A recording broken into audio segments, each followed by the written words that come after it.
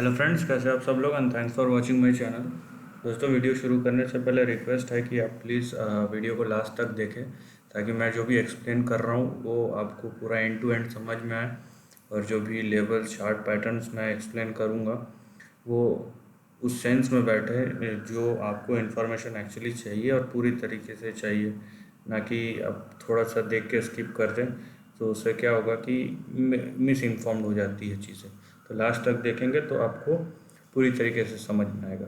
By saying this, video start करेंगे। ये जो चार्ट देख रहे हैं ये मंथली चार्ट है किर्लोस्कर न्यूमेटिक कंपनी लिमिटेड। ये जो कंपनी है एक्चुअली कंप्रेसर और पंप्स बनाती है। आप समझ लीजिए कैपिटल गुड्स से रिलेटेड कंपनी है।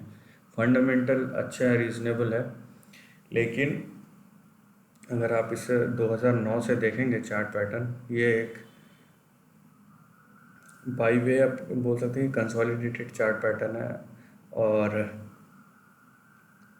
यहाँ पे अगर मैं इसको प्राइस ट्रेंड बनाने की कोशिश करूँ, यहाँ पे देखिए, यहाँ पे इस टाइप के कंपनी में अभी जो एक्चुअल प्रॉब्लम आएगा जिस वजह से प्राइस जो है ऊपर की तरफ सस्टेन ना कर पाए, वो है कि इनके डिमांड का इशू। क्योंकि एक्चुअल में ऐसा नहीं है कि इनके डिमांड पूरी तरीके से ख़त्म हो जाएंगे, लेकिन ये देखिए, ये जो आपका रहता है आपका सीजनल रहता है। अगर सीज़न के टाइम पे आधी जगह पे खेती नहीं होगी या बहुत जगह पे जहाँ पे इनका सामान बिकता है अगर वहाँ पे चीज़ें बंद हो, मैन्युफैक्चर ही ना हो, सो वो गैप क्रिएट कर देता है। अब वो गैप कितना और किस तरीके से क्रिएट हुआ है वो तो आने वाला नंबर और जब स्टैटिस्टिक्स गवर्नमेंट और कंपनी रिलीज़ करेगी तभी हमको पता चलेगा। लेकिन अगर मैं चार्ट प्राइस एक्शन की बात करूं, सो वहाँ पे कुछ चीज़ें हैं जो आपको ओवर एक्सपेक्ट नहीं करना चाहिए। सो उसमें सबसे पहला जो आप इसका प्राइस एक्शन देख रहे हैं, आपको यहाँ पे प्राइस एक्शन देख के समझ में आ जाएगा कि यहाँ पे आपको ज़्यादा ओवर एक्सपेक्ट नहीं करना चाहिए चीज़ों को। क्यों नहीं करना चाहिए? क्योंकि एक तो चार्ट ये तो चार्ट आप देखेंगे, ये 2009 से 2015 तक, तो ये 5-6 साल इस रेंज में था। उसके बाद ये ऊपर के रेंज में गया, 16 से 19, 3 साल यहाँ स्पेंड किया, उसके बाद फिर से नीचे गिर गया है, फिर से ये रेंज में आ गया है। सो कहीं ना कहीं ये दिखा रहा है कि ये कंसोलिडेट तो कर रहा है लेकिन ऊपर की तरफ नहीं जा पा रहा है। अब उसके बहुत सारे रीजंस होते हैं। अब उसका अगर फंडामेंटल रीज़न चेक करने की कोशिश करेंगे, ऐसा हो सकता है कि यह सिक्लिकल है, कि कुछ टाइम तक बिजनेस अच्छा चलता है और उसके बाद फिर से मतलब फाइनेंशियल्स डाउन हो जाता है। ये भी रीजंस हो सकता है। लेकिन करंट सिचुएशन को देखते हुए ये ज़्यादा ज़रूरी है कि आप जो है कि डाउन साइड की तरफ ज़्यादा ध्यान रखें और अप साइड जो है आप उतना ओवर एक्सपेक्ट मत करें। ठीक है, मेरे हिसाब से अभी का जो करंट कंडीशन है उसमें ये आपका ये जो रेंज है और उसमें यही आपका मैक्सिमम अपसाइड होना चाहिए। ये पार हो गया तो ये 210 और ये पार हो गया तो 270 280, वो ठीक है, वो लॉन्ग टर्म के लिए है, उसको अभी के लिए मत रखिए। लेकिन आपका जो है मैक्स आप रखिए इंटरमीडिएट टर्म पे 135 136 ऊपर की तरफ, और नीचे की तरफ यहीं पे आप देख लीजिए 103 पे चल रहा है तो आपको नीचे की तरफ 92 पे रखना है। ये अगर टूट गया तो फिर 80 के आसपास, 79 80 के आसपास, और उसके बाद ये 67 के आसपास।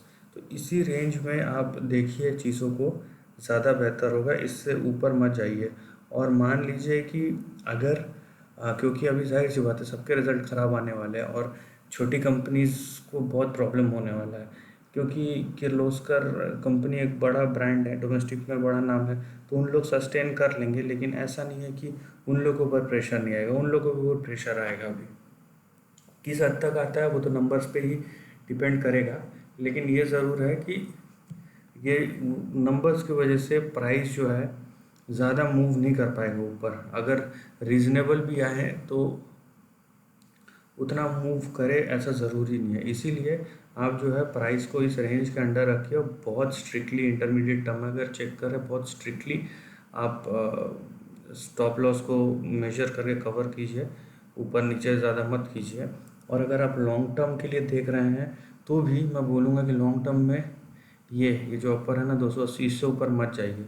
उसका रीज़न ये है कि इसने एक्चुअली में कोई परफॉर्म नहीं किया है, क्योंकि इस पीरियड में 2013 से 17 के बीच में अगर आप बहुत सारे एग्रो से रिलेटेड कंपनी देखेंगे उन्होंने बहुत ज़बरदस्त परफॉर्म किया था, लेकिन इसके चार्ट में वैसा कुछ दिखता नहीं है। और इसमें अगर मैं यहाँ पे कुछ ट्रेंड बनाने की कोशिश करूँ, आप देखेंगे कि यहाँ पे जो है इसका प्राइस पैटर्न, ये देखिए इसका प्राइस पैटर्न देखिए आप किस तरीके से मूव कर रहा है। सो ये अच्छा प्राइस पैटर्न नहीं है। सबसे पहली बात तो है ये नए पॉजिटिव पर प्राइस पैटर्न नहीं है कहीं से भी। ओके, सो ये पॉजिटिव प्राइस पैटर्न नहीं है।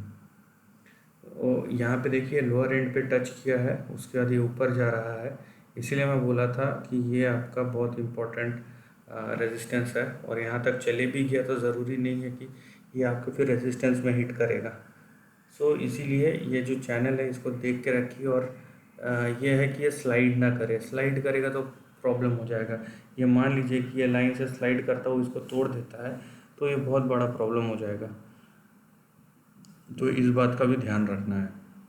हाँ, इसके ऊपर ये रेंज और ये रेंज के ऊपर मतलब 160-70 के ऊपर जब सस्टेन करेगा तब हम इस टारगेट के बारे में सोचेंगे, लेकिन उससे पहले नहीं।